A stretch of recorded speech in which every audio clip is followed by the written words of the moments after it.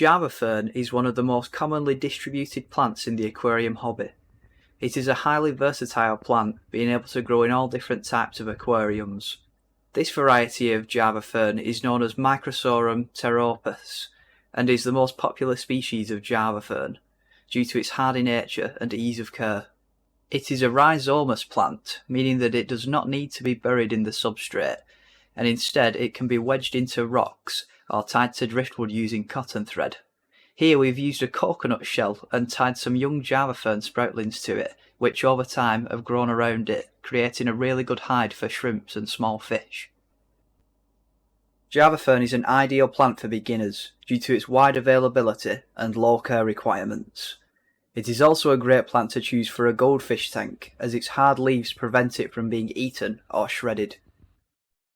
The plant also grows in a wide array of water parameters, being able to survive all different setups, from acidic South American waters to alkali African cichlid tanks. The plant is very easy to propagate too, as it regularly produces clones of itself, which come in the form of smaller ferns growing on the underside of the leaves. These daughter ferns can simply be plucked off the leaf by hand and will grow into their own fern given time.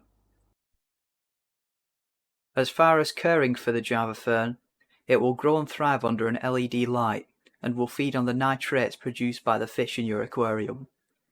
We would also suggest fertilising your tank once a month with an aquarium plant fertiliser to assist in optimal health and growth.